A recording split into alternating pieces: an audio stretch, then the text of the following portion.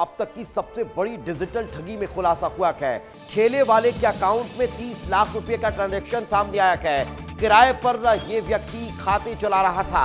उज्जैन के नागदा में बंधन बैंक में फर्जी अकाउंट थे। बंधन बैंक मैनेजर और ऑफिस बॉय को भी अब इसमें संलिप्तता पाई जा रही है। ऑनलाइन ठगी के लिए फर्जी अकाउंट का इस्तेमाल होता था। मामले में 6 लोगों को भी गिरफ्तार किया जा चुका है। गिरोह का मास्टरमाइंड उदय राज कहां है उसकी तलाश की जा रही है। तलाश में पुलिस की कई टीमें अलग अलग शहरों में दबिश दे रही है। स्वामी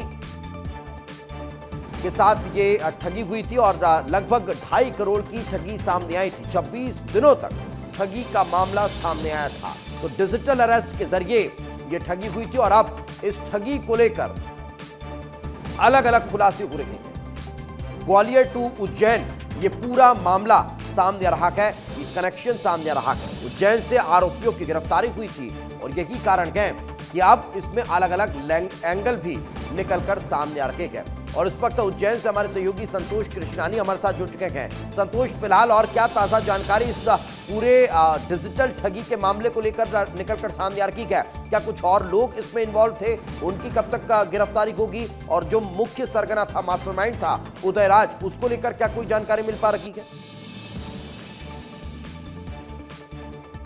बिल्कुल दीपक, बताना जिस प्रकार लगातार जो साइबर ठगी के जो शिकार हैं वो लगातार बढ़ते जा रहे हैं, उसी तहत उज्जैन से लेकर ग्वालियर का जो कनेक्शन आया है उसमें उज्जैन और एक रतलाम का जो आरोपित है वो उन्होंने डिजिटल अरेस्ट की घटना को अंजाम दिया था। और उसमें जो मेन मुख्य आरोपी था उदय प्रताप जी, वो अभी पुलिस की गिरफ्त से दूर चल रहे हैं।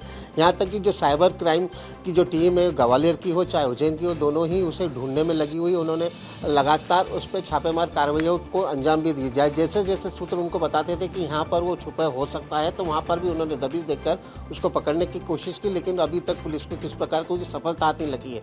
लेकिन हम आपको एक बताना चाहेंगे, जिस प्रकार जो साइबर ठगी हो रही है लगातार, इसमें कहीं ना कहीं डिजिटल अरेस्ट के नाम से जो ठगी होती है उसको लेकर कई बार पुलिस के द्वारा अपील भी की जाती है, लेकिन जो डिजिटल अरेस्ट के माध्यम से ऐसे लोग फंस जाते हैं जो उनके चाले में आ जाते हैं। मोबाइल पर उनके पास वीडियो कॉलिंग आता है, चैटिंग आती है, उसमें कहीं ना कहीं वो अपने आप को फंसता हुआ महसूस भी करते हैं, वो लगातार उसमें फंसते हो जाते हैं। ऐसे में मोटी मोटी रकम उनको दी जाती है, उसके बाद कहीं ना कहीं वो पुलिस की शरण में पहुंचते हैं। तो जबकि जैसे ही अगर किसी प्रकार से अगर उनके पास कोई वीडियो कॉलिंग अधिकारी या जज के नाम से या कई बड़े अधिकारियों के नाम से उनके पास आता है, तो सबसे पहले तो वेरिफिकेशन करें पुलिस के माध्यम, पुलिस के पास जाए, उसके बाद ही इतना बड़ा कदम उठाए कि किस प्रकार ये ओरिजिनल अधिकारी है या नहीं है, कि हमें फंसाया जा रहा है। तो ऐसे में 2.5 करोड़ रुपए से भी ज्यादा की रकम उसको दे देना, उसके बाद शिकायत करना, तो कहीं बिल्कुल, यानी कि अब कहीं ना कहीं ये अब खुलासा भी हो रहा है, अलग अलग एंगल भी निकल कर सामने आ रखेंगे। जो ठेले वाले हैं इस तरह के और कितने लोग इसमें इन्वॉल्व हैं, उन तक भी अब